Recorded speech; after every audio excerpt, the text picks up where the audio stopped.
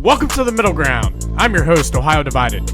Here we dive into all things sports. Ohio State, Michigan, the Bengals, the Browns, the Reds, college football, the NFL, college hoops, Major League Baseball. And hey, we might even dip into a little NBA when things get spicy. If it's happening in the sports world, we're talking about it right here on the Middle Ground. Before we get rolling, make sure you please like, subscribe, follow, retweet, do all the things that help this show grow. We appreciate each and every one of you. Now, let's get to the show.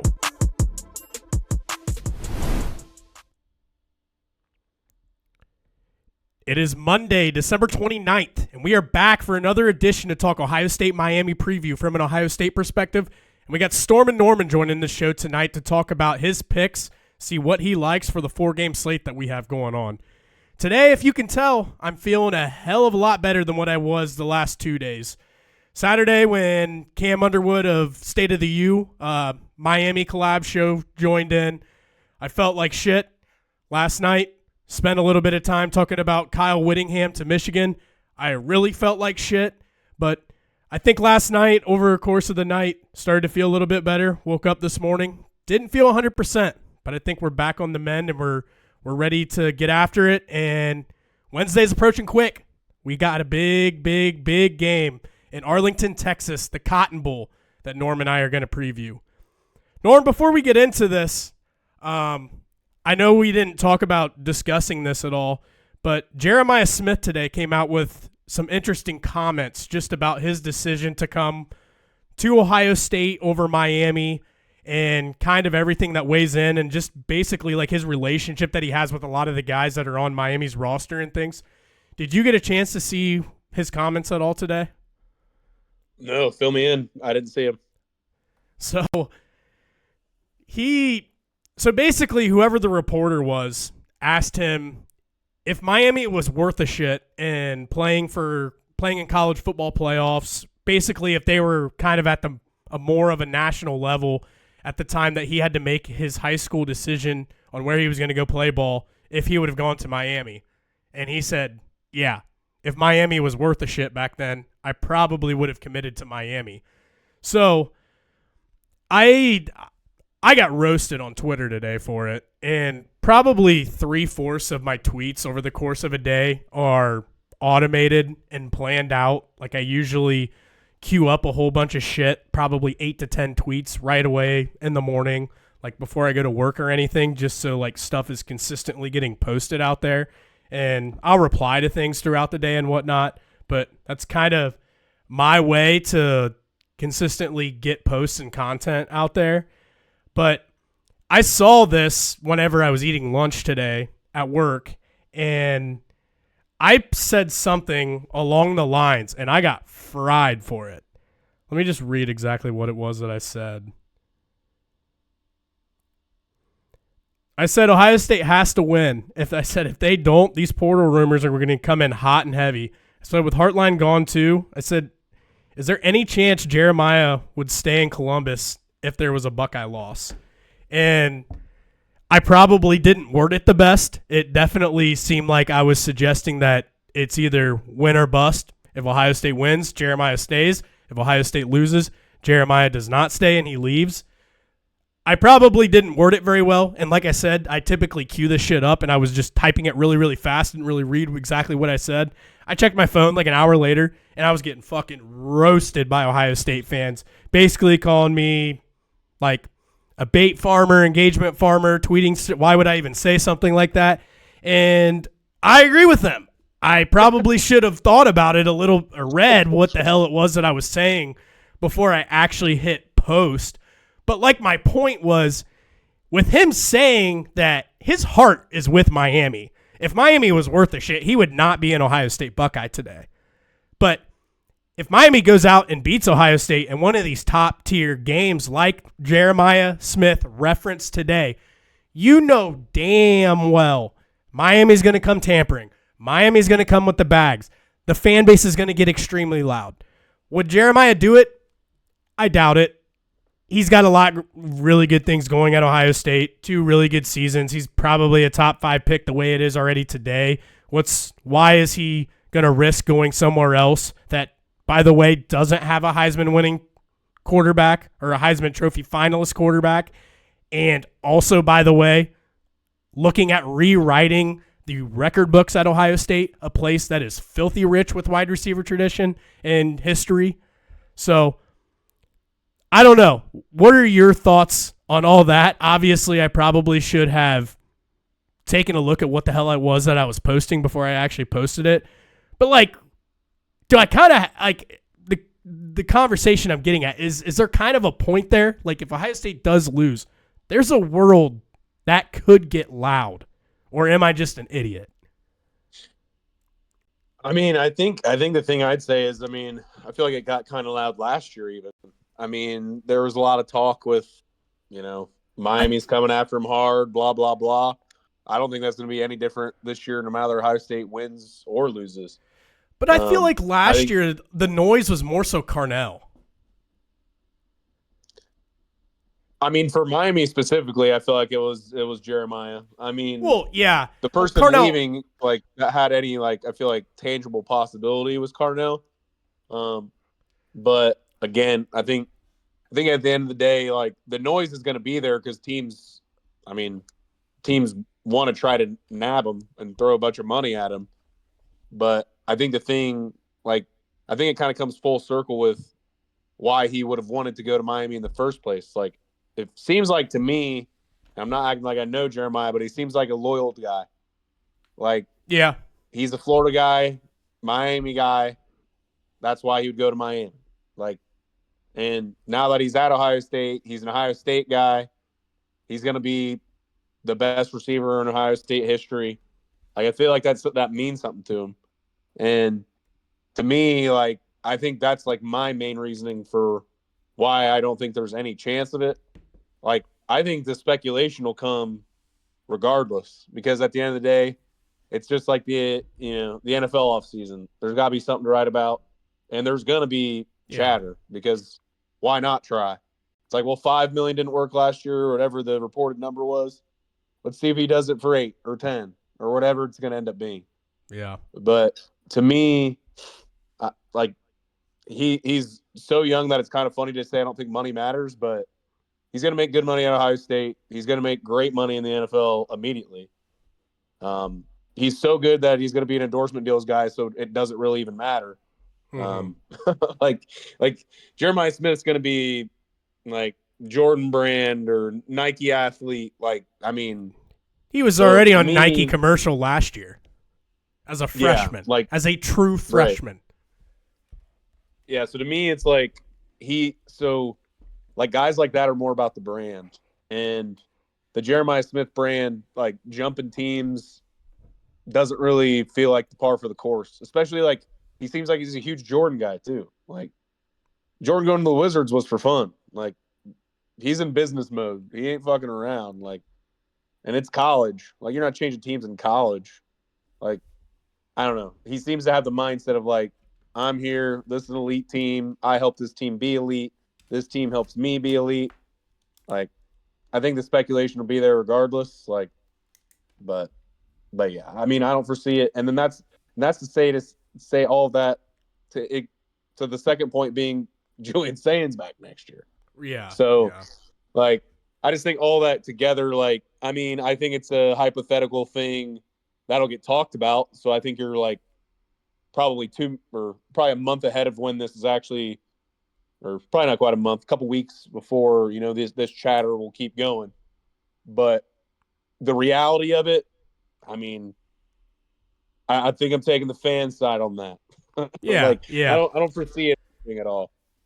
I don't blame him at all either. My whole point was, like, if Miami beats Ohio State, that will be an actual conversation. Miami fans will be posting that everywhere. Miami will 1,000% come for Jeremiah Smith. But I phrased it as, would Jeremiah leave? It wasn't like a take or anything. It was more so like, just, I'm going to throw a question out there. And I really didn't read the tweet very well before I actually hit send. But if Ohio State just goes out there and takes care of business, any chatter that comes from it is just going to be laughed off. If Ohio State goes out there and actually loses with the comments that he made today about how he would have gone to Miami originally, I think that you maybe not get some smoke about it, but it might be headlines for a couple days out of a week. Like when you talked about, like in the dead part of the season, there's nothing to talk about. You need headlines. People still need clicks at the end of the day. I still think it's something to make note of. Like people are still going to create a conversation about it. But if you win, it just instantly kills all of that immediately. I did laugh at you saying that JJ or Jeremiah seems a little bit like a Jordan guy. I wouldn't throw him out to Michigan out of the question then. Because he's a Michael Jordan guy. Oh, because of the Jordan brand. Yeah, Yeah, I mean, I'm completely I don't know fucking if I go kidding. that far. I'm completely fucking kidding. I thought you were gonna catch on to You're that. rage baiting me on live. I'm getting Yeah. in real time. Have you heard Jeremiah's comments about them? He basically said, "I fucking hate them." Yeah, I mean, he's been saying that. He will tell you that every chance that he can get, and and I love him for it. It's kind of like I saw like Myles Garrett's interview yesterday before the Browns game, and he was basically like, "Yeah, I'm gonna go off today, or I'm gonna show out today." And like I throw Jeremiah Smith in like that same level. Like when they say something like that, most guys I would probably clown him and be like, "Bro, you're giving yourself some bad fate here. You're probably gonna put the clamps on you now that you said something like that." But whenever you just have like physical specimens that are like Myles Garrett and Jeremiah Smith, and they make a statement like that, you immediately believe them. Obviously, I know Myles Garrett didn't get the sack or anything yesterday. That's not the point. But when those dudes that are that good say something like that, and they are not scared to just talk their shit, I believe them. I mean, on that topic, I think like Miles's comments after the game, I think were just straight facts. I The didn't hear what he Steelers, said after the game. I saw his interview before the game, and he was like, I'm going to put on – he basically said, I'm going to put on a show.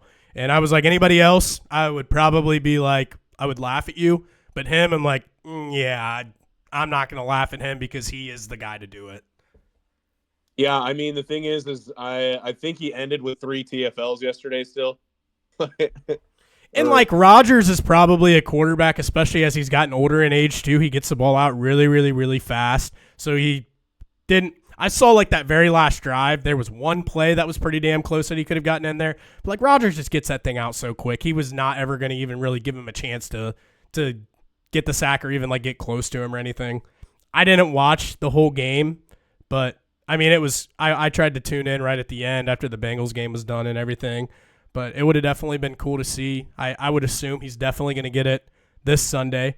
But before we really get into everything, Norm, do you put an asterisk next to that then? no, I mean, I think everybody's going to. Uh, but my kind of take on the matter is I just need Miles to get like 2.5 sacks this week, and you clear it by enough, people will kind of forget that a lot of those sacks happened in the last game of the year. Yeah. um, Which he's had a pretty good history against the Bengals. So for him to go out and have even more than 2.5 sacks is not out of the question by any means. yeah, and I mean, I think the thing to be said with like his TFL numbers, like he not only like he has 32 tackles for loss too. So like he's just wrecking shit. Um, like, and that was basically his comments after the game was like their entire game plan was to stop me from getting the sack record, and how'd that work out?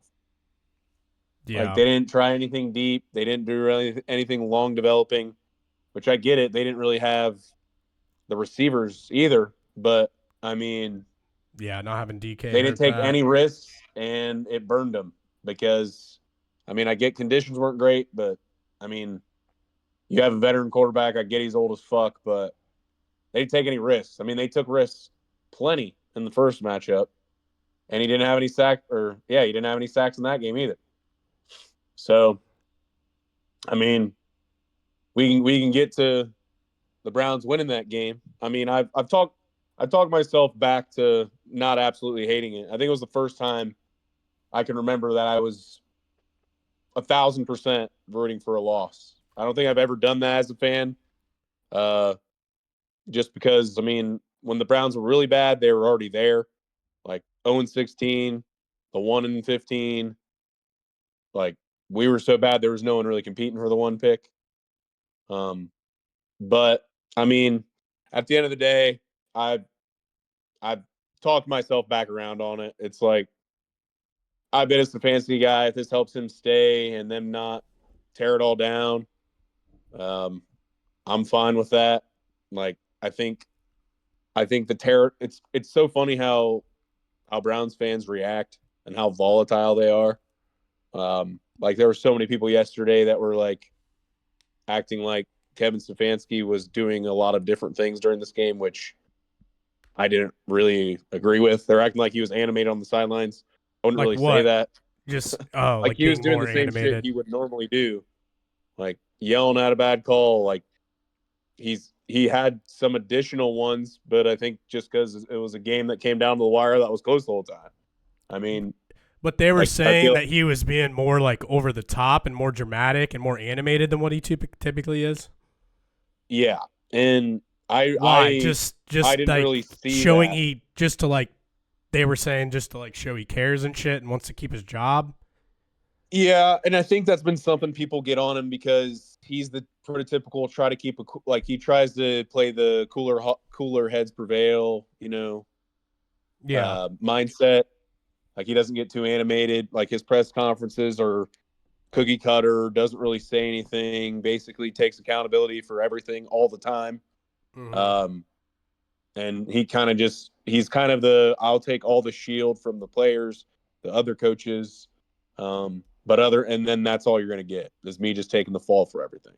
Mm-hmm. So what's basically come from that is I think that's where Browns fans have kind of put the bullseye on him because he's been doing this the entire time he's here. Like that's Yeah. been 5-6 years with Stefanski. He just takes the blame. So then they're like, okay, well, you want us to blame you, we will. Well, And like to me, it's like it's the man he's just falling on the sword while Andrew Berry gets to hide in the office and have like 2 press conferences a fucking year, and I get Haslam can talk that. to the media whenever he wants to, like, and D Podesta, who never had to talk to the media ever, like, or never get in front of the camera if he didn't want to, Yeah. and like D Podesta, like I feel like I didn't hear much chatter about people hating him, like the chatter that was not allowed. Like people definitely had that sentiment, not acting like that wasn't happening. But once he leaves, then all the Browns fans are acting like, yeah, I mean, clearly he was the problem and all this shit. And it's like, I mean, we're just saying shit now to make ourselves feel better. Like him leaving, did that really hurt my feelings? No.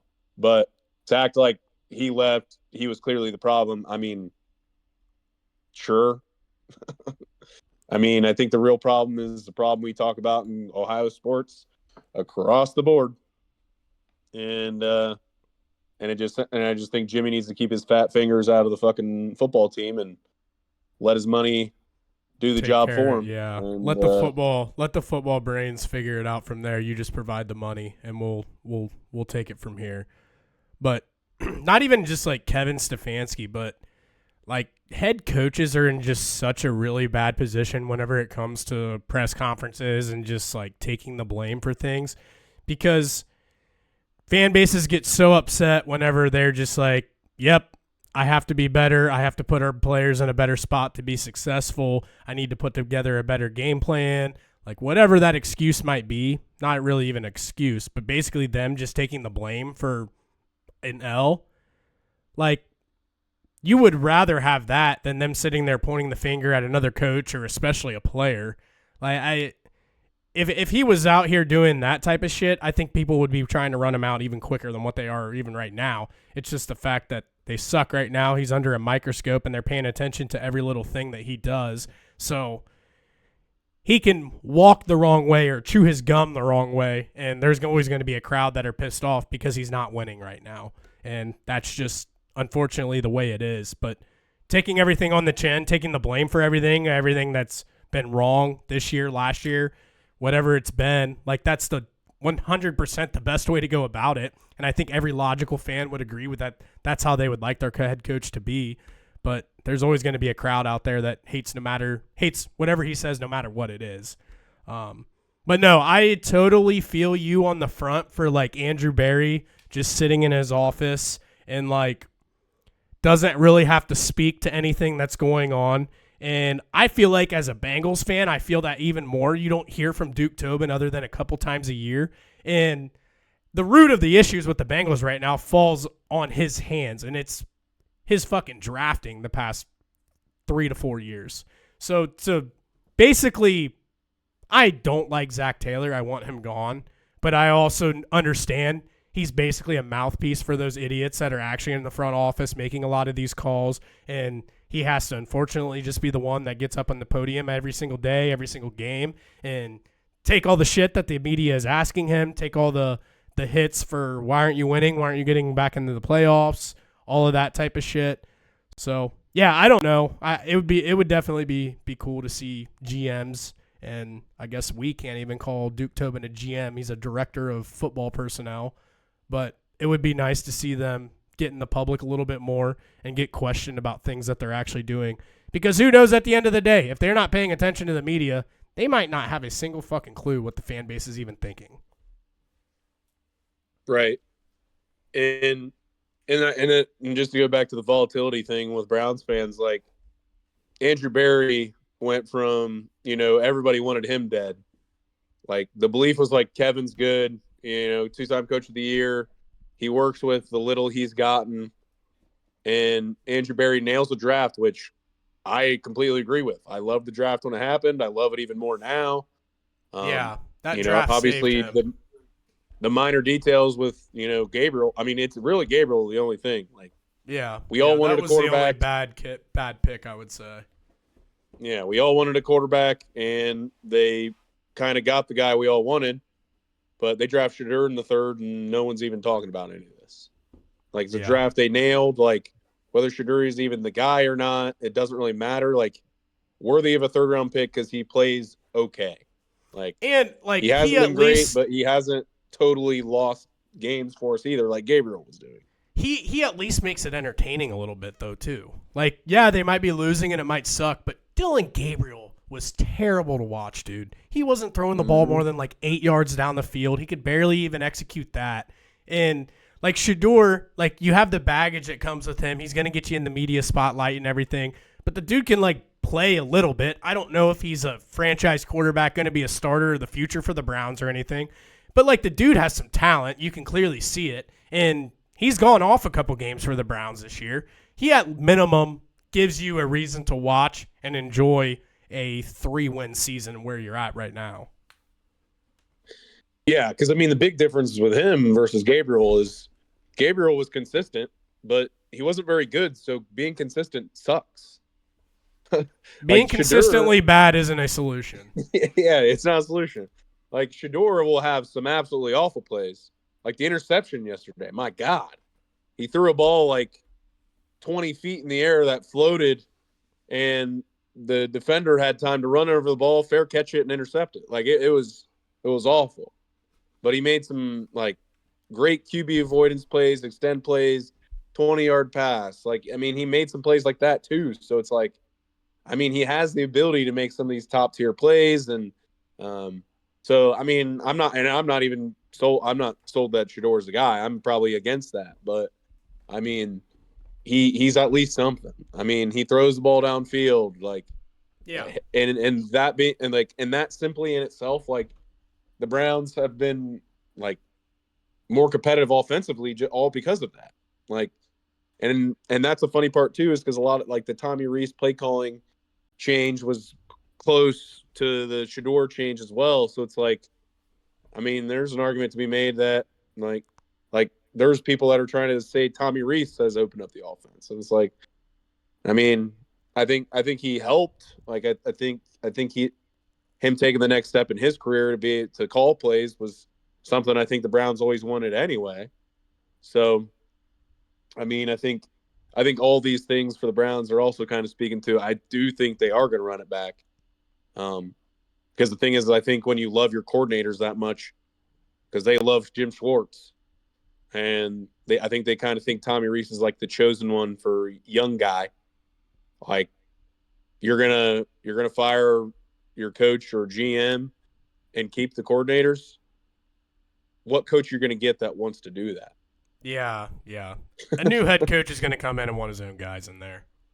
Yeah. So I think the writing's been on the wall for this. I think Browns fans, after the win yesterday, I think they kind of realized that, um, because it felt like, okay, we might have ruined Pittsburgh's season. Like, okay, like there is something about that that's like You'll take they that. had everything to play for. They could have rested everybody. They could have rested their 40-year-old quarterback in Week 18 and had the Ravens game be meaningless Yeah. if they just beat us. And they didn't. And the Browns have a win streak against Pittsburgh at home. Everybody loves the Steelers' home win streak Isn't against the it like Browns. 5 in a row or something? I don't know if it's that high, but I think it's four. Yeah, Um, that's crazy. Especially but yeah, I because mean, the last 2 years the Browns haven't been very good. yep. I was in the seats for last year's. That was the Snow Globe game with Jameis Jameis diving on into the Thursday end zone, night. right? When he Mm-hmm. got his shit Electric rocked and then game. his fucking headset shit was coming out of his helmet. Yeah, I remember that Yep. one. Yep. Yeah. Yeah, I don't So know. I It's say it's that to AFC say North football. It's a physical brand of football, so I feel like anybody can beat anybody any given Sunday when it comes down to it. Mhm.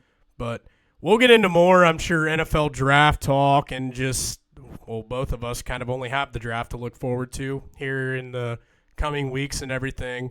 Obviously, we'll have a ton of shit to talk about here the next, I don't know, month or so with college football and that. But yeah, draft's coming up, and the Bengals and Browns are right where they typically are. We're talking about who we're going to take, and not even to January yet. So just another year in the state of Ohio. All right, let's get into the Ohio State Miami matchup, Norm. I have given my opinion on this a couple times now. I had about an hour and a half long episode with a pretty well known Miami. He's like a managing editor for a company that does a lot of content and things for Miami football. It was a really good conversation that I had with him and everything. So I don't want to bore you guys to death, basically saying the same things that I said there. Obviously, my message has been clear, like this entire week or since I've been posting about it the past few weeks. Like, come out with an aggressive game plan. Get the ball to your playmakers, test them vertically, have creative play calling, like do what you're good at. And that is athletes in space, that is your wide receivers, that is your ability to have Ryan Day as a play caller and to dial shit up that is extremely hard to stop. Like, that's what you're good at, so go do it. Don't get into a rock fight. Don't get into this play it down the field that Miami probably wants to play, because it's been well documented. Miami has probably the advantage in the trenches, at least especially I would say on the defensive line against Ohio State's offensive line. I don't know if it's as big of a Absolutely. gap as what people act like it is, but I would definitely give Miami the edge. And then their offensive line is very good as well. That's been, from a high level, kind of my opinion going into it. I think that if Ohio State is aggressive in their play calling, I think that if they are mixing things up, like throwing early to set up the run late, I don't think there's a team in college football that can beat them. But we have seen them at times stray away from that. We've seen them kind of go complacent at times, and my only ask is don't do that. I want to go down swinging. Where's your thoughts at, Norm? Yeah, I mean a lot of the same things. I mean, not to go back to the Indiana game, but a lot of the same themes of that game was the Michigan game, right? Like short yardage. Yeah. Why are we taking off Jeremiah? Why are we taking off Carnell Tate? And I think that's the way this game has to be viewed too. I mean, if it's going to be a trenches game, where you may be having some deficits there, which maybe is that something we're overlooking Indiana's D line or something like that. But well, we've been humbled now. There's no Yeah. reason to try to play a game like that. Like, use the whole field. You got studs on the outside, quick passes. Like, normally I'm not a screens guy, but this feels like we should be running a lot of screens, to be honest. Mix it in. Yeah, I Because agree. even early in the game, too, because you kind of set back, Yeah. that pass rush they have, they can't just pull their ears back and do it because Yep. JJ is going to bust one for 15 yards or something. So I mean, it's a lot of what you're saying. Get your playmakers the ball in space. I mean, another one, Bo Jackson. I mean, we Receiving yards. we talked about it. Yep, we talked about it. I think with the Michigan game, and how that reminded me of kind of the Travion in the playoffs last Yep. year, Yep. where it's something we'd talked about, personally about how can we fucking pass him the ball? Like he runs Yeah. a great route, and he's good at that. Can we just pass him the ball? When playoff happens, all of a sudden Travion's a huge feature in the pass game. Bo's like he's not Travion, obviously, but he's shown that he can do it, and I think that's something that I think Ohio State fans almost kind of assumed he couldn't because there was almost like such a lack of use of him in the pass game early in the season. Mm-hmm. But I mean, the fact that we've seen him featured a little bit, I think he's kind of.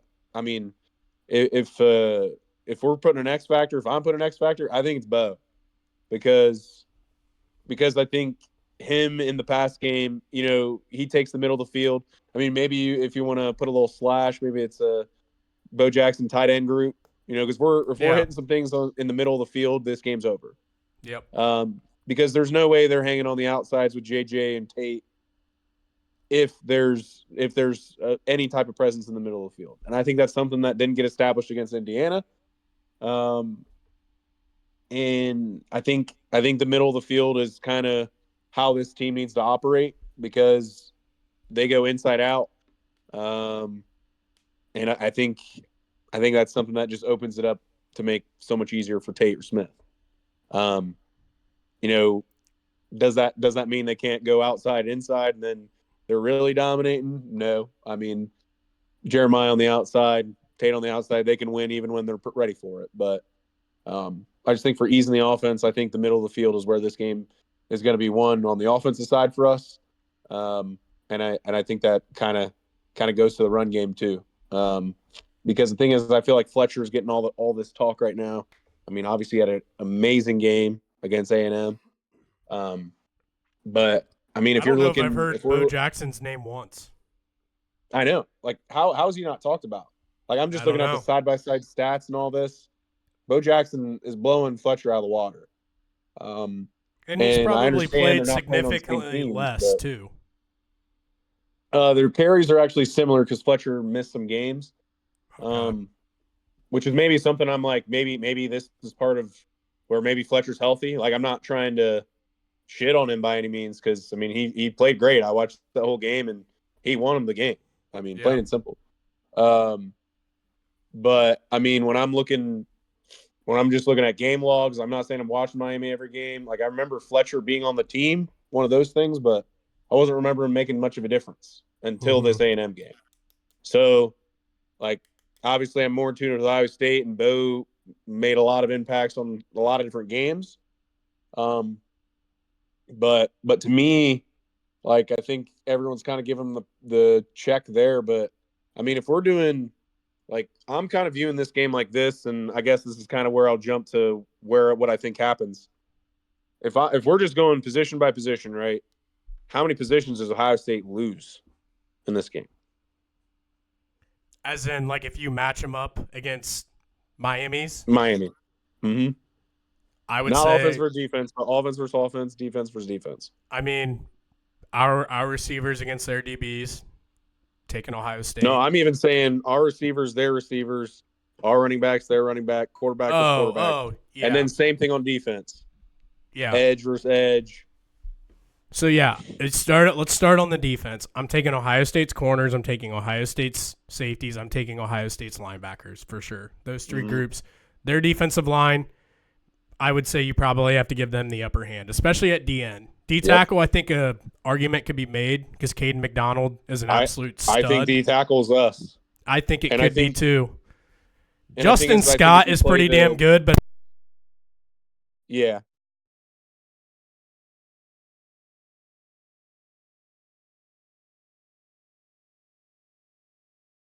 Takes the unit up that level where like he's elite. yeah. So yeah, I would But Okay, let's say 4 out of those 5 position groups, we're giving 4 of them to Ohio State. Now let's do offense. Well, just to throw in too, like if you want to play the pass rusher versus defense, like if we're counting it as like edge pass rusher versus defensive end, you're kind of putting Arvell Reese in that, and it's like I'm taking like I know Bain's great and Mesidor's been good, but I mean I know it's 1 versus 2 there, but Arvell Reese is definitely the best out of those 3 guys. And I know he's not a true edge, but if we're just talking pass rushers, I mean, we got him and Cade Curry versus Mesidor and Ruben Bain. So it's like I feel like there's even an argument to be made there. Yeah.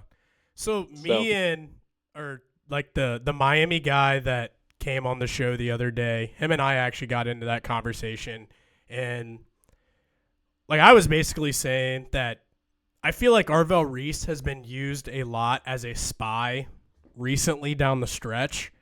Like you had like the Michigan game, Bryce Underwood, like he was a spy against Fernando Mendoza against Indiana. They played a whole bunch of shit before that. Whatever it might be, if there's a at least decent chance of a mobile quarterback on a solid team, he was typically a QB spy. I don't think that Carson Beck's legs scare you near as much as like Mendoza or Underwood. Obviously, Mendoza doesn't take your breath away, but I think he was athletic enough to make it kill you if you didn't account for him. He's a sneaky athlete for sure. Yeah. So I was like, I think that this might be the first time in a really long time where they just line Arvell up on the edge like you saw against like Texas and just say, go get Arch.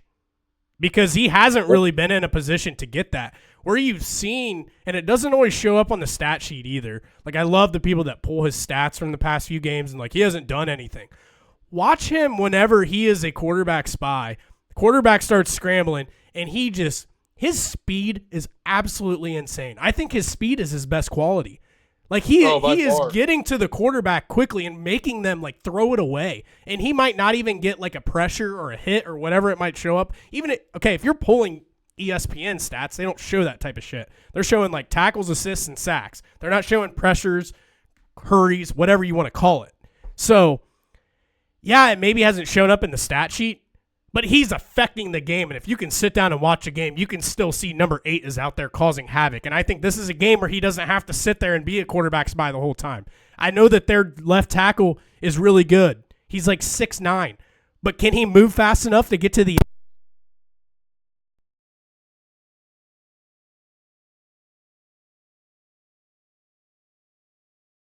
like a Patricia defense, like it may not even be the tackle if they're not prepared for like a some type of blitz setup that he's having or whatever. Like I just think that the creativity of Patricia, that's just as good of a factor with utilizing Reese than anything. Yeah, and if you didn't see the Jeremiah comments today, I definitely especially assume you didn't see the Matt Patricia comments today.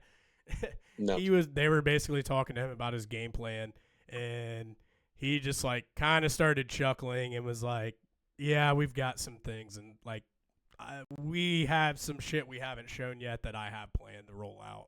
And he kind of like grinned and smirked whenever he said it, and I was like, oh boy, I cannot. That to me screams Arvell Reese. Like I think we're Like, I think I'd be shocked if Arvell Reese doesn't have a sack.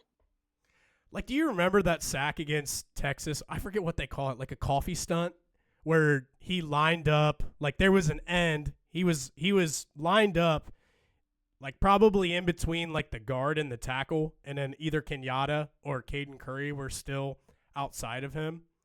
Where right at the snap of the ball, he like turned his hips like he was dropping back into coverage, held like half a second, and then like stunted back inside and just went and smoked Arch Manning. Like I could see that type of stuff getting pulled out again because you haven't seen any of that since the Texas game. And I think Matt Patricia went in like thinking Arch Manning's really good. They have Ryan Wingo. This is probably one of the best teams, if not the best team in the country, on August 30th when they first played. So you saw some of that creativity and some of that type of stuff back then. I think that you're going to see a lot of that again today. I feel like they've kind of kept it pretty vanilla for the most part since that game because there hasn't really been a team that has the athletes or the quarterback that maybe you were scared of. Like, obviously, game one, you were pretty worried about Arch Manning and Ryan Wingo. Like, Arch Manning was some people's Heisman favorites at that point in time. And, like, the teams they played since then, I mean, he's done some things that have, I'm sure, that are exotic, that have confused the other team's quarterback, like that type of thing. But I don't think he's dialed up things like he did in that Texas game. I think you're going to see a lot of what you saw in that Texas game, if not a little bit more than that. Yeah, I think that's going to be the biggest thing from like a schematic standpoint. Like I think the offense is going to be keeping it simple. Defense, I think it's going to be the creativity that for me is really going to be what's going to cause problems. Yeah. I'm going to pull up some of these lines here. So as I'm getting this up, obviously the spread's 9.5, favored Ohio State. Let's just talk about the over-under as well. I think that's 42.5. What would you take between those two spreads? I honestly think, now that like we've talked through this and things, I think I would take Ohio State minus 9.5. I've listened to a lot of national shows, and everybody's all over Miami. Like everybody is acting like 9.5 is an absolute lock. And it's been basically 9.5 once the spread came out. So the line hasn't really moved a whole lot since it's come out, which goes to tell me there's a crowd of people out there that really do like Ohio State as well.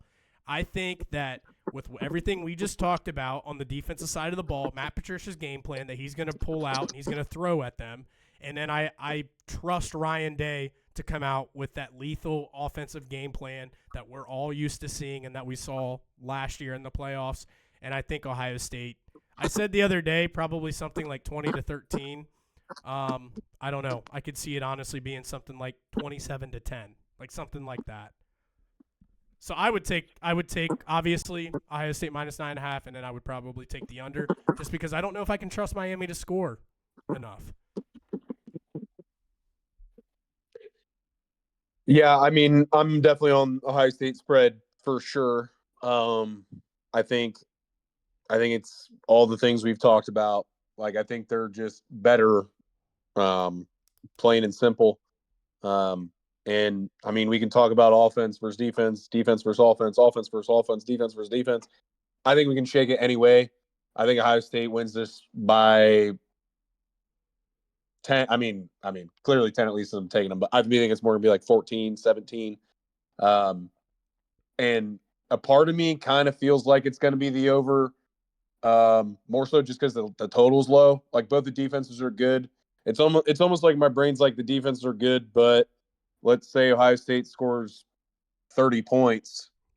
Yeah. Like, they score 30 points, and I could see that. All it takes is a couple JJ really explosive plays, and we see this game being 30-10 or 30-17 or something like that pretty quick. Which, I mean, I guess 30-10 doesn't get there, but you know what I mean. Like, and I feel like, I mean, I think it would just be me going Ohio State all the way and just maybe going Ohio State team total over versus the game over. I don't know what that number is, but to me, what do we got? I mean, this is probably going to feel free. 25.5. Yeah, I mean, not as I thought it was going to be like 20, which I guess it makes sense with all the numbers and where they're at. But that's a good line, I think. Yeah, no, that's definitely a good line. But again, still think I'm going over because I think 27 or 30 feels kind of like where they end up at, if not more. I'm not going to take it, but if you put a gun to my head, I would probably take the over. I know there's a bad taste in our mouth with everything we just saw against Indiana and things, but I still think that was a very vanilla game plan. They did a lot of really dumb things. It was very similar to 2024 Michigan. And I trust Ryan Day to come out and put together a hell of a game plan. Like, a year ago when they were going in to go play Tennessee, we were talking about all these same things. They're better in the trenches. How are you going to stop James Pierce Jr.? How are you going to do this? How are you going to do that? How are you going to score on them? And they won like 42-10 or whatever it was. So, I mean, I'm not expecting that to happen, but I think there's a better likelihood of that happening than what we saw against Indiana happening.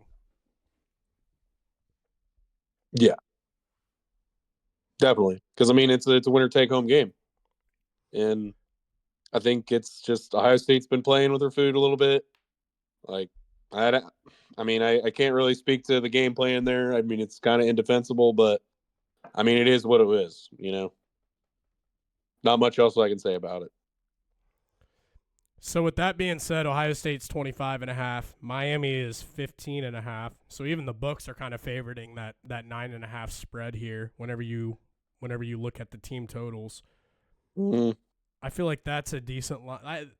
That's a pretty good line. I could see this game like, I don't know, that like both those totals. I could see 25-15, like somewhere in there. Obviously, you're not going to get that in a football game final score, but something around there.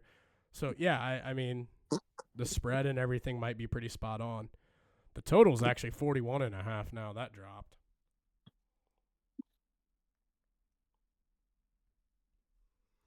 Any last remarks on Ohio State before we move on to the other three, Norm? Just win. Just win, baby. Win, baby, win. All right, let's move on to the next one. The noon game. Texas Tech versus Oregon, which is absolutely crazy considering all the folks in Oregon are going to have to wake up and watch this game at 9 a.m. That kind of sucks. But it is what it is. Football's on TV, and I'm going to be watching. I ain't waking up at 9 watching no fucking football game. It'll be noon for me, so I do not care. Oregon versus Texas Tech. Oregon favored by 2.5. The over-under is set at 51.5. I think for myself personally, I really like Oregon here. I think Oregon's offense is as good as any other offense and can play with anybody in the country. I think Dante Moore is a legit ass quarterback, good as hell, like worthy of a top 5 pick, I think, in the NFL draft. I think they have really good playmakers. Not really any questions for me, at least on the offensive side. Defensive side of the ball, obviously, there's a little bit of concern. They let up 500 yards to JMU, let up 34 points. Yeah, they let up those yards. They let up those points. But at the end of the day, like, they were up like 34-0 or 7 or 34 to a lot at one point in time. So I always kind of factor in, like, how much did they care? I'm sure they were rotating a lot at that point. Game was out of reach. You probably had a lot of backups in. So that's why I'm taking Oregon. I don't know a ton about Texas Tech, to be completely honest. I haven't really sat down, probably like a lot of other people, and watched them yet this year. I know that their defense is for real. Their defense on every metric that you look at is towards the top in college football. But the offense I know nothing about. The quarterback, I would probably rank him at the lower end of all the quarterbacks that are still available in the college football playoff. And that's not me saying that I think he sucks. That's me saying I don't know anything about him and I haven't heard anything about the guy. But that's kind of where my thoughts are at, Norm. Where's your head at with this one? Yeah, I mean, I think this is. I mean, the spread says it. I think this is the best game of the day, just in terms of the best matchup. I think it's kind of a best on best situation. Oregon's got one of the best offenses left, and Texas Tech has arguably the best defense. With Ohio State or Indiana, like they're up there in that level. To me, I think when those type of situations happen, I feel like it kind of indicates some big plays, maybe a lot of turnovers. So I think I kind of like the over, as much as that's kind of weird with a great defense. But I do think there was still some Oregon falls on the defense. Obviously, I think some of it was just lack of focus at the end. If you look at the drives as the game went on, JMU was kind of driving the ball even before. The game kind of got out of hand. Yeah, they were. I'm Their gonna quarterback was kind of nasty. I can't lie. Yeah, because just to break down kind of their yardage, like JMU's, let's say their first couple drives, 15 plays, 63 yards, 10 plays, 53, 3 and a punt, 6 and a punt, 7 and a punt, 9 and a field goal, 6 and a touchdown, 3 and a punt, 3 and a punt, 3 and a punt, 4 and a touchdown, 9 and a touchdown, 9 and a touchdown. So I mean that's their drives for the whole game. So I mean they kind of just had a lull in the middle, and that's when Oregon really stepped on the gas pedal, and went up. But I mean, they were moving the ball a little bit. I mean, the yards. I mean, they had over 50 like they had over 50 yards, I think, on 7 drives. I mean, so I mean, and if we're just taking away their last couple drives, they had their first drive was 63 yards, their second drive was 53 yards. They had the 3-and-out punt. They had 21 yards, 31 yards, and then 33 yards. So it's like they're getting first downs. They're moving the ball a little bit. There's a little bend don't break with Oregon's defense. Um, I mean, I think Texas Tech's just got better weapons, to be quite honest. I mean, it's Texas Tech versus JMU. Texas Tech's poured it on some teams this year. I think they can score. So to me, this kind of feels like we're being over. I also like Oregon for all the reasons you said. Um, but I think this one comes down to the wire. I mean, and I'm not taking Oregon with a lot of confidence because I think this Tech team has kind of like all the things you look for, and kind of like not calling them a Cinderella story, but kind of a team. They got the stud defenders, and Rodriguez and Bailey, um, and then an offensive side like stud running back and Dickey. Morton's been like rock solid in terms of not turning the ball over. And then they have some big targets in the receivers. So I think they can definitely score in Oregon. Like I said, I think that's to say this game's going to be awesome. Um, and it's kind of what we were bitching about last week. This game not being the night game sucks, but this is what we call the SEC bias. Um, but yeah, I think this game's going to rock. I will definitely be tapped in. Um, but yeah, I mean, I think this is going to be the most entertaining game out of all of them. Yeah, I think so too. I really like the overtake as well. I think, like you said, I don't know much about Texas Tech, but I think it's safe to say they're going to have a better offense than what JMU had. So definitely at least going to be able to move the ball. If they can put it in the end zone, then yeah, that over feels pretty free because I feel pretty confident in Oregon at least scoring 25 to 30. And I feel like Texas Tech, if they can finish drives, they can probably be right around in that same area, 25 to 30, which would put you right in that 50 to 60 range if they both end up there. So that would give you the over. 4:00 game, the Rose Bowl. Alabama versus Indiana. Indiana favored by 7 points. Over under is set at 48.5. I went back and forth a little bit on this one, and I've come to the conclusion I think I'm going to ride with Indiana. And the reason that I say that is we've seen Alabama look as good as anybody at different times this season, but they're not consistent. And when I factor in that they aren't consistent, they haven't been consistent in damn near a month. I didn't get a chance to watch a lot of that Alabama-Oklahoma game last week because I was going to that fight and whatnot. But Alabama I don't trust them to put a really good game plan together. I don't trust them to go out and execute a game plan. Just their inability to also run the ball and make themselves kind of one-dimensional. I would expect Ohio State's offensive line is probably better than Indiana's or than Alabama's. So I would still take that as I think Indiana would probably be able to give Alabama similar issues than what they gave Ohio State as well. And really, to me, when it comes down to just inconsistency that comes with the team, if there's one thing to basically one word to describe Indiana, I think consistent would be a good word to describe them. They are very well coached.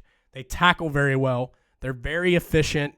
They're just consistent in everything that you do. When you hear talking heads like Nick Saban and Urban Meyer rave about how well coached they are, how great of a coach Curt Cignetti is, I'm going to take all the facts of what I know and what I feel more comfortable about if I'm laying money on this. So give me Indiana -7. And the over-under, I really don't know about. I want to hear your take on just this game in general, and maybe you can talk me into one way or another. Yeah, we've been in fucking lockstep so far. I think the entire week, I think I was kind of thinking about 7 feels like a lot for an Alabama team. Blah blah blah. And then the more I think about it, it's I think I just need to we as a people just need to start respecting Indiana. Like as much Yep, as us Ohio State fans are bitching about how the Ohio State game went, part of it was Indiana making plays as well. they're good. And and to me, like Alabama's defense would have to play incredible for them to win this game. Because I think Indiana they're way too one sided on the offensive side for them to do like anything against Indiana. Like we would need to see Ryan Williams resurgence and Bama to be able to run the ball at all, and to get both of those in one game feels like a miracle that I don't think we're going to see. Um, so it would have to be a huge defensive game. I think they're going to get it. I think they're going to get the defensive effort they need to stay in it. Like I think this is going to probably like the fun first half tie bets. This could be one of those. But it feels like the longer this game goes on, the more tired Alabama's defense gets. Indiana steps on it. So to me, I think Indiana probably wins this. By 10. Might be a late score to kind of put the stamp on it. But to me, this feels like it's going to be 24-14, 24-16, something in that. So to me, I think this is Indiana in the under. So that's kind of where I'm leaning on the total side. Like for Bama to win this game, like it would have to be Ty Simpson plays himself into first round pick good, or Yeah. defense has to play like legendary status game. Like it would need to be something incredible to knock off Indiana. Like, and I think everybody just wants to be like, it's Indiana. You're getting Alabama +7 against Indiana. And at the end of the day, I think that's why Indiana might just be fucking free, man. Like, 8. you're telling me a team that's like the 10th best team in the country is playing the team that has deservedly become the number one team in the country. Like, in any other playoff, this team would be like Indiana would be favored. If the names on the jerseys were different, Indiana would probably be favored by like 12 and a half. Yeah, I agree with that. Alabama hasn't been good the past basically from November on. They have not been great. They barely got in the playoff. They started off down 17-0 against Oklahoma. Obviously, they came back and won and everything, but they have not been playing very good football. And at the end of the day, can I please make a public service announcement just to the entire world? Can we please just stop doubting Indiana? I don't want to continue to give them this chip on their shoulder like we're the misfits, like nobody wanted us, we all came together, and we're just going to continue to smack you in the mouth because you keep doubting us. Like, I think it is time everybody acknowledges the fact Kurt Cignetti might be the best coach in college football with what he's done and how he's turned everything around. Indiana might just be the best team in college football as well.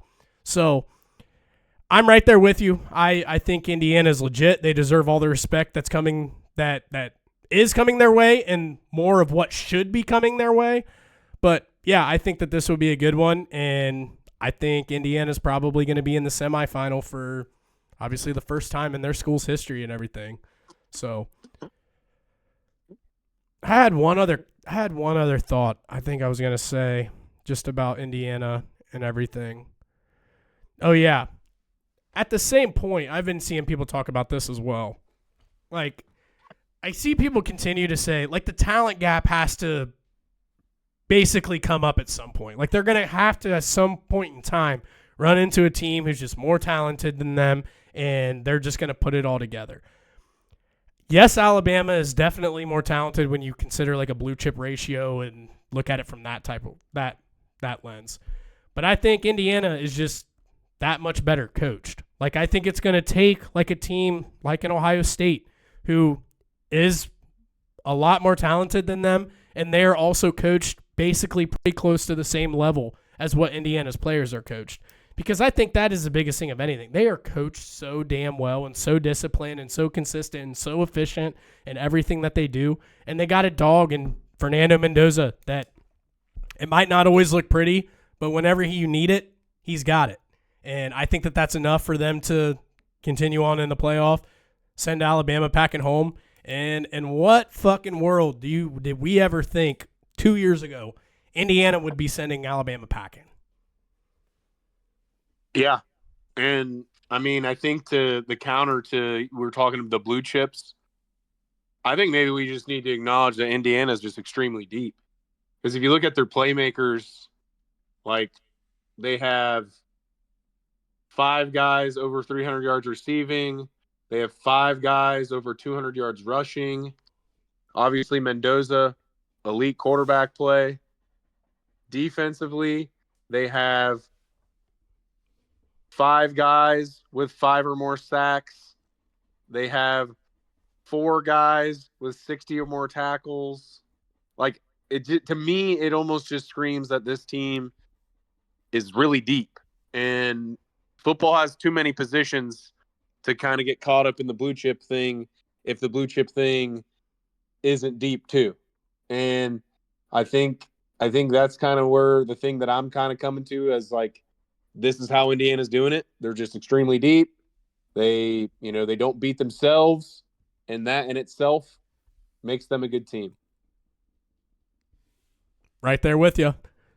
On to the last game, the 8 o'clock game, 8 o'clock kick. This is the Sugar Bowl, correct? It is the Sugar Bowl. It is the Sugar Bowl. We have Ole Miss versus Georgia. Georgia favored by a touchdown at 6.5. Over-under is set at 55.5. And I would say, along with everybody else, I'm going to take Georgia. I think Ole Miss is behind the 8 ball, not having their head coach there. They still impressed me last week against Tulane. They went out and boat raced them, did what they needed to. But at the end of the day, it's still Tulane, and they are Ole Miss. So that's exactly what they should do. I think Georgia, enough people are not talking about them right now. I think that SEC title game, I was really, really impressed by how they looked. Their offense looked solid. Their pass rush looked elite.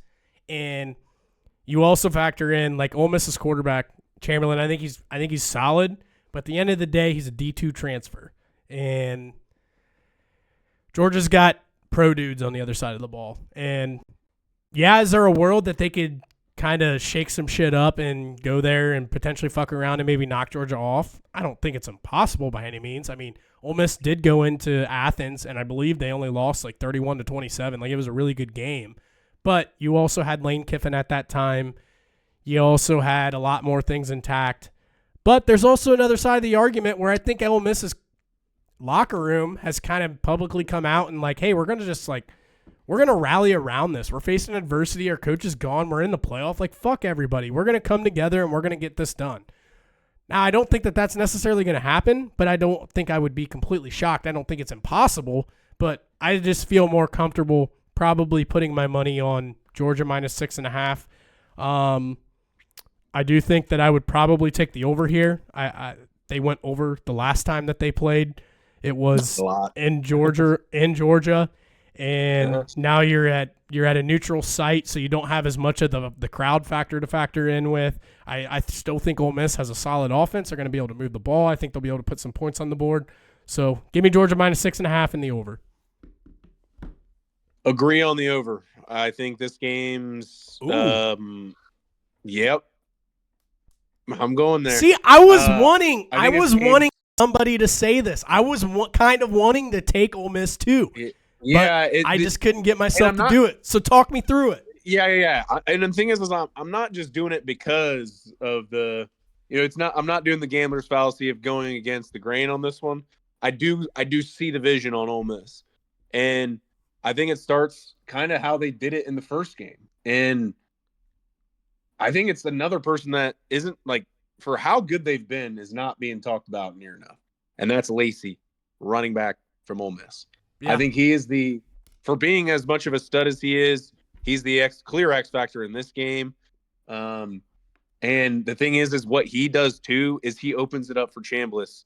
And I think Chambliss, I mean, we can say he's not, whatever, but I think at the end of the day, it's college football, and he processes pretty well. I don't think he has any like above average traits, but I think I think his mind might be one of them. Like, he doesn't really make mistakes. And I think kind of in an offense that's this explosive, I think kind of just making the right play and letting the playmakers kind of go from there. I mean, that's kind of what they've been doing all year. And I haven't really fallen in love with this Ole Miss team. I think a part of me kind of buys the like Lane Kiffin's gone, like a little bit of the chip on your shoulder from that. Like I'm not seeing a lack of focus level here. Like if we're looking like game by game what this team's done, like I mean, they poured on teams. Like they went to Oklahoma and won. Um, they like in a weird game, the last game of the year with Lane, with like in his situation at Mississippi State, that'd been a scrappy team. They beat them by 20. Like some scrappy teams, other teams had trouble with. They beat Florida by 10, which is a team that I feel like they lost to the year before and struggled in a similar fashion. Like I think this team's just kind of similar to last year, but maybe it has a better mindset. And I mean, they've had some like weird close games too. But to me, like in the big games this year, this team has showed out, especially on the offensive side of the field. And I think it's going to be a track meet. And to me, like they were up for the most part in that Georgia game. They Yep. kind of pissed that one away. Like, and Georgia's defense is what we were kind of talking about. Of like that's why that Alabama game went the way it did.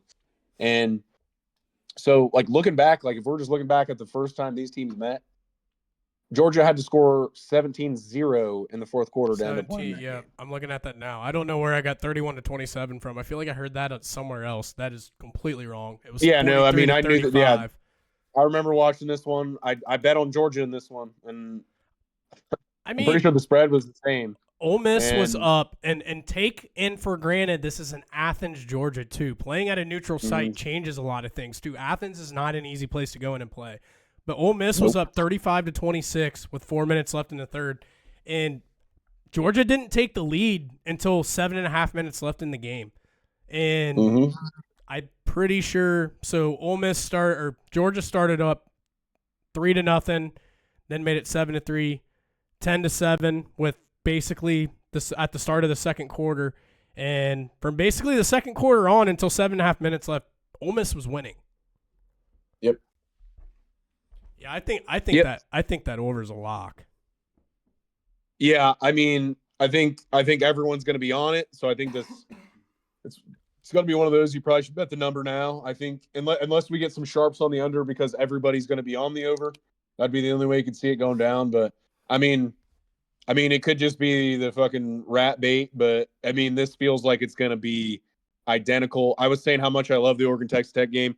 This one is closer and closer to that game the more I think about it. I think this game's going to be awesome. I kind of want to take Ole Miss for the upset. I think Georgia kind of is going to get this one done, maybe late field goal. But as spreads go, I think 6.5 feels like an incredible amount of points for a game that went down to the wire. And I mean, Georgia, as much as I'm not trying to act like Georgia's scoring 17 unanswered points in the fourth quarter shouldn't mean anything to this, but I mean, kind of just shows that the moment was a little too big for Ole Miss. They're on the road, like it was a tough environment. They won't have the road environment like you were saying. They have that chip on their shoulder, not just from Lane, but they're playing a team that they should have beaten on the road this year. Like I think all the factors for that, they're going to be dialed in. I think this game is going to be awesome as well, and I think it's going to be a lot like the first one. I think there's going to be a lot of scoring. I think Ole Miss keeps it close. I really want to take a money line. I'm not sure if we'll get there. I still kind of lean Georgia to win, just because they've been clutch in a lot of these moments. But yeah, I think this game's going to come down to the wire. I think it's going to be electric. So to me, give me Ole Miss with the points and give me the over. Love it. Let's put together a can't miss parlay for everybody. Take one pick from each game that we like the most. Ohio State, Indiana. I think we both agree probably Ohio State. Well, I thought I think you did I forget what the phrase is called. You're doing both at the same time. I think the first two is Ohio State spread, Indiana spread. Yep. And then what did I say? You said an Ohio State Indiana game. I think I like Ohio State. Yeah, no. Ohio State fucking Miami game. And then the Oregon Texas Tech game. This one's the hardest one, I think. Over? Because the problem is I mean, I think it's close. So, and I like the over, but I could see the under just as easy. Like I'm not in love with it. Mm-hmm. I think this one we just got to go Oregon money line. Oregon money line. Love it. Because I think we were both on that, and I think we're going to get there. I think Texas Tech is going to prove that they're worthy of, the spot they're in. They kind of carried the Big 12's water this year. Not a lot of people talk about their only loss came when their starter was out against an Arizona State team that was really good still. It was just with a injured Levitt, or else we may be having 2 Big 12 teams in this year. But beside the point, I think Oregon money line might be the play there. Yeah, I like that as well. And then how about that last one? I'll let you pick which one you like the best. You like Ole Miss plus 6.5, or you feel better about the over? I think we keep it simple there. I think it's the over. Yep. As much as I think I have talked myself into really liking Ole Miss, I think the old over is just something like it's the squarest pick of probably the entire slate because everybody's thinking the same thing. But it's this way in gambling. Sometimes the squarest pick is the one that happens.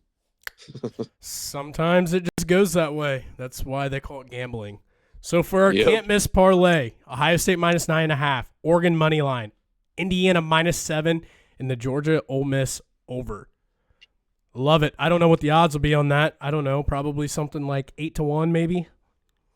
Yeah, maybe get a 10-1. I don't. It depends on what all the actual odds become on it, but that Oregon money line will probably bring it down a tad. Yeah, that's all right. But yeah, I mean, there's going to be some awesome games, obviously, Wednesday and then all day Thursday. Cannot wait. Got just a couple more days. Before we get out of here, are there any other good bowl games that are coming up? Obviously, you got the other New Year's Six bowls. You got like Michigan and Texas. What's the other one? Vandy, Iowa is Iowa. Yep. Those are two of the New Year's Eve games. As a sneaky one, I think Tennessee, Illinois is going to be good. I was going to say as a parting word, I love Illinois tomorrow.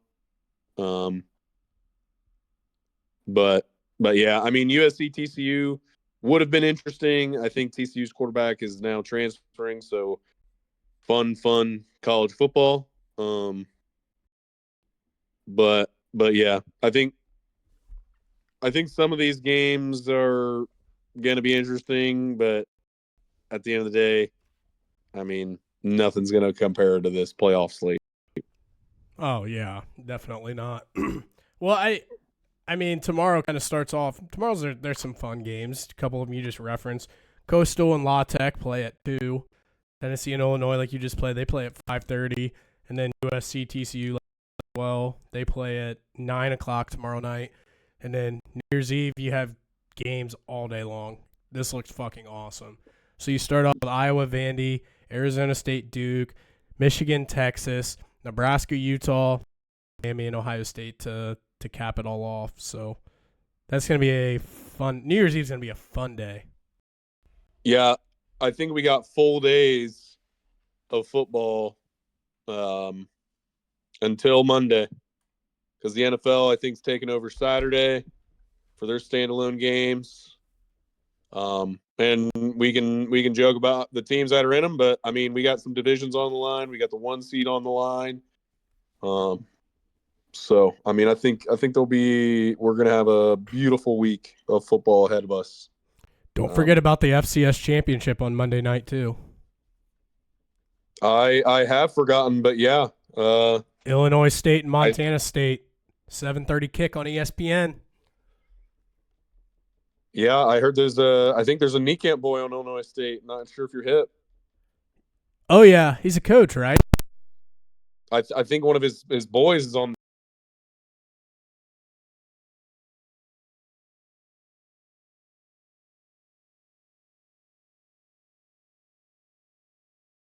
I think one might have won like defense.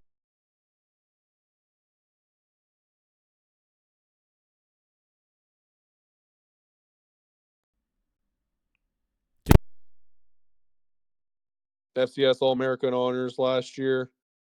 I think he's